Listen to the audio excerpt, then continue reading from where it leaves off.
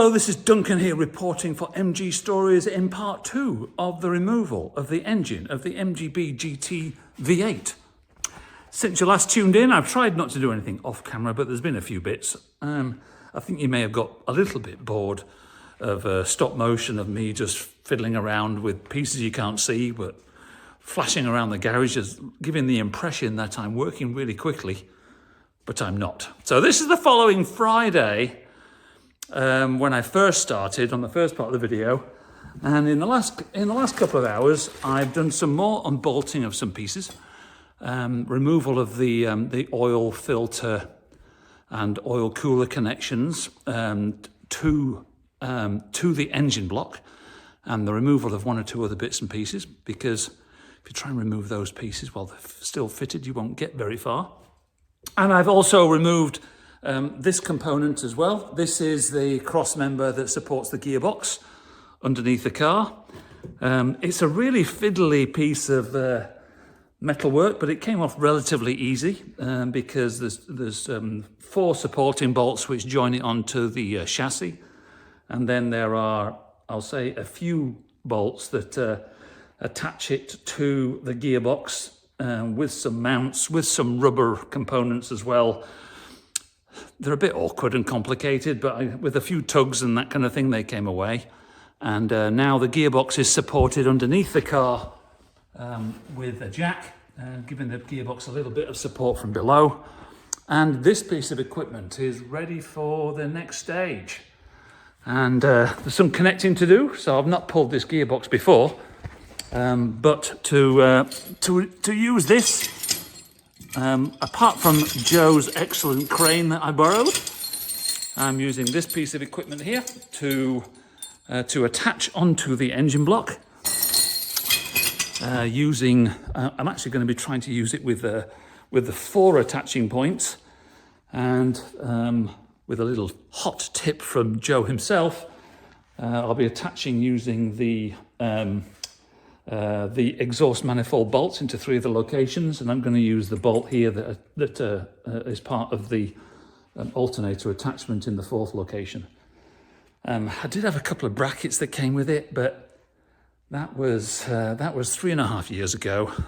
Can't find them, so I'm going to be doing it the old-fashioned way without any posh brackets. But I don't think the brackets were all 4 corners, given that this came with the 4 chains on it to attach to the 4 corners, it just makes sense to try and use them. So hopefully I'll be able to get a balance. But now it's about taking the weight of it. I've got to undo the engine mount bolts at the front there. I've heard they're difficult, but so far they look easy. I can see a couple of them poking out and ready to be undone. But maybe it's just my naivety that says that they're not awkward. So I'm going to give it a go. I'm going to go to some more time lapse. Yeah, stop motion is something different. I've been using the wrong words. It's time lapse. I'm going to do some time lapse video, and I'm going to get those undone. I'm probably not going to do time lapse on that, but I will do time lapse on the engine removal itself because it's quite the sight. It's going to be a little bit awkward because as big as this thing is, I haven't really got enough room between the front here and there, so I may get so far and then have to start wiggling some angles around to make up the difference. But touch wood, here goes. Talk to you in a bit. Bye.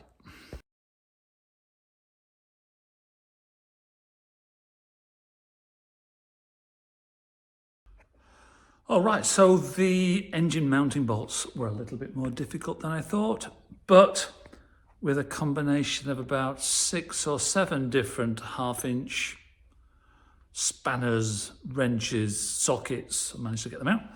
And so they're out, and I've also, but I've left them in place, and I've loosened off a couple of other bolts as well. And now look what I've done. I've now got the hoist attached to the engine in 4 points. So that looks like it's a nice even support mechanism. Not on my 4th cylinder, I did it with 2 diagonally. This looks a little bit better, so I've done it with 4. And now I'll put this on time lapse and give you a little bit of a show of me taking this out. So not done this before, particularly on this car. So if you're a religious person, do a couple of signs to wish me well. If you're not a religious person, grab yourself a beer, smile, and if you see me turn into the camera like this or something like that, it means I'm having a few difficulties. So on to the time lapse. See you in a bit.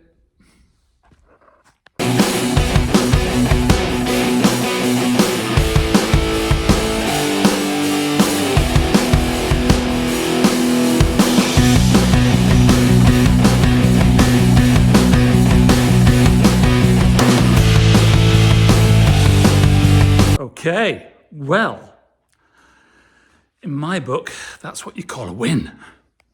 So, engine is out.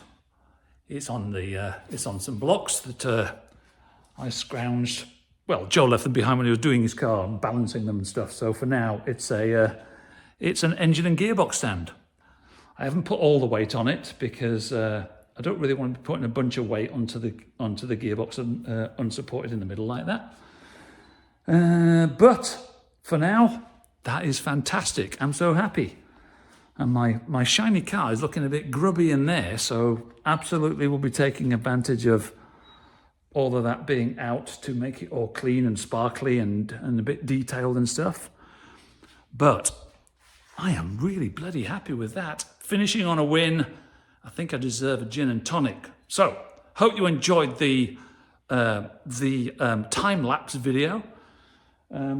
I had it set for every 40 seconds, so we're going for an hour or so. That'll give you a few seconds of it coming out, and you just got to take your time and take it gradually and stuff like that. So you can see I was doing plenty of just little lifts and movements and the supporting jack under the gearbox as that moved forward. So yeah, I'm really happy.